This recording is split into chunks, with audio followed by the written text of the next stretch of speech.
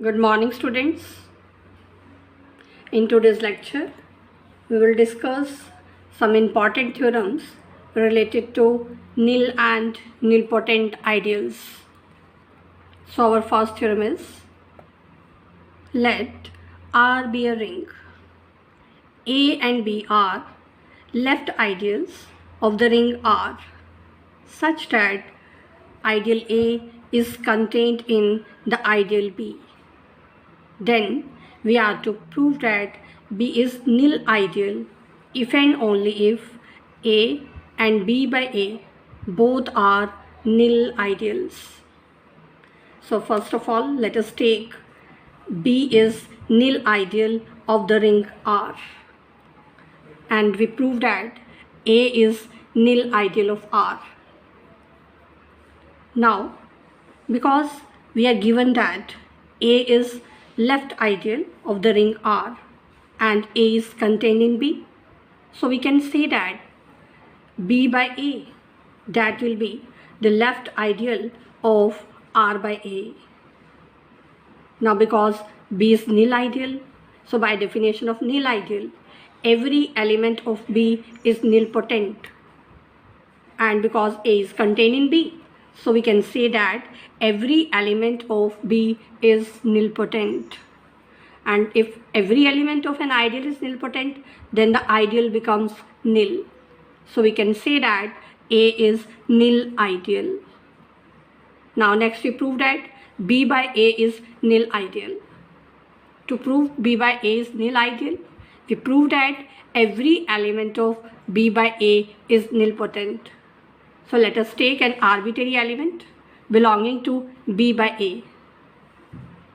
The elements of B by A are of the form of cosets by taking one element from B plus A.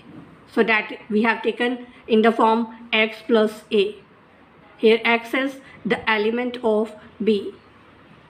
Now because B is nil ideal, so every element of B is nilpotent. So x is nilpotent element of B. So by definition of nilpotent element, there will exist a positive integer, say m, such that x raised to the power m, that will be 0.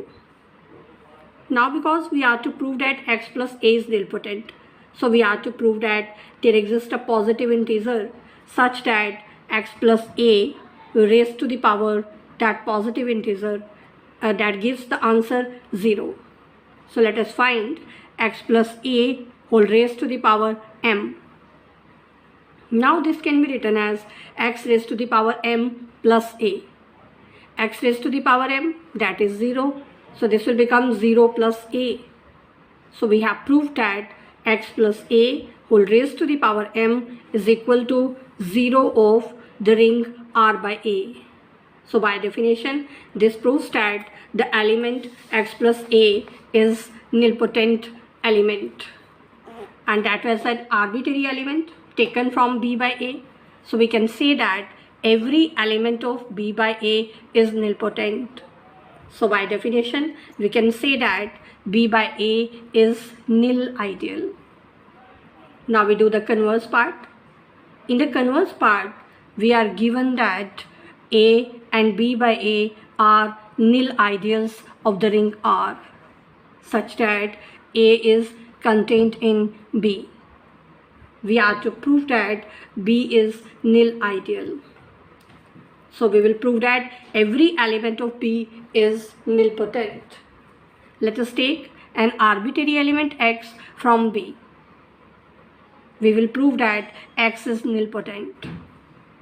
Now because x belongs to B, so the coset x plus A will belong to B by A, and B by A is nil ideal. So we can say that every element of B by A is nilpotent. So we can take a positive integer m such that x plus A whole raised to the power m will be 0 ideal of B by A, which is A. So we get x raised to the power m plus A is equal to A. It means x raised to the power m belongs to A. Now because A is nil ideal, so this element will be nilpotent. So we can say that there exists a positive integer, say n, such that x raised to the power m whole raised to the power n is equal to 0. Now m and n are positive integers, so m into n, that will also be positive integer. So we have proved x raised to the power mn is equal to 0. So we have proved every element of B is nilpotent. So this proves that B is nil ideal. Now, next we do the theorem to prove that sum of two nilpotent ideals in a ring is nilpotent. So let us take R be a ring. I1 and I2 are two nilpotent left ideals of this ring. We are to prove that I1 plus I2 is nilpotent. Now, because I1 and I2 are two left ideals of the ring R, so their sum, that will also be left ideal of the ring R, and also I1 plus I2 contains the ideal I1 as well as I2. Now we can use the theorem of isomorphisms for the rings. So by second theorem of isomorphisms of rings, we can say that I1 plus I2 by I1 is isomorphic to I2 by I1 intersection I2. Now because we are given I2 is nilpotent, and intersection of ideals I1 and I2, that is contained in I2. So we can use this theorem which we discussed yesterday. According to this theorem, if A and B are left ideals of a ring R such that ideal A is contained in the ideal B, then B is nilpotent if and only if A and B by A are nilpotent. So we can use this theorem here. So according to this theorem, here we can consider I1 intersection I2 as the ideal A and I2 as the ideal B.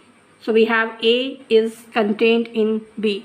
So using this theorem, we can say that B by A will be nilpotent. So we can say I2 by I1 intersection I2 is nilpotent.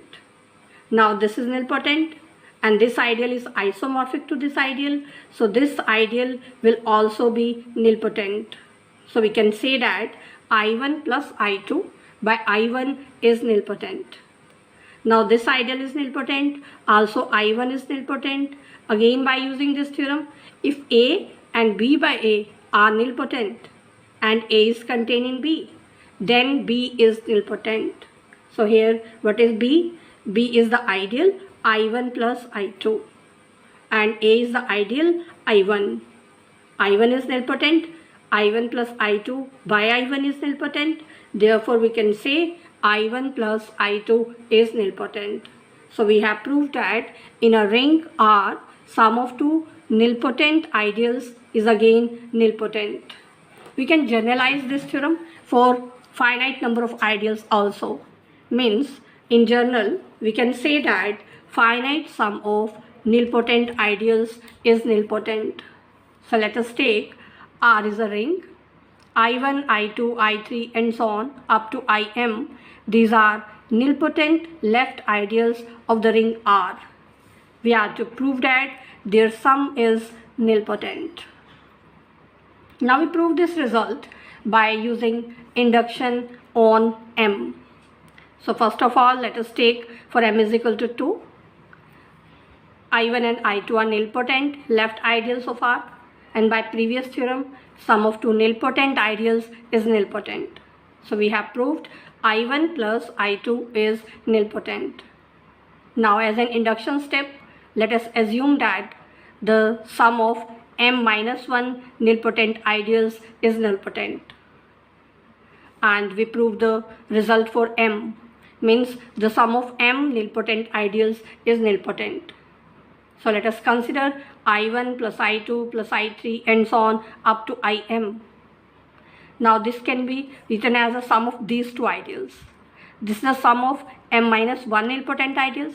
By induction step, this sum is nilpotent.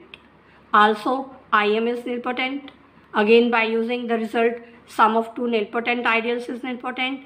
So we can say that I1 plus I2 plus I3 and so on up to IM, this sum is nilpotent.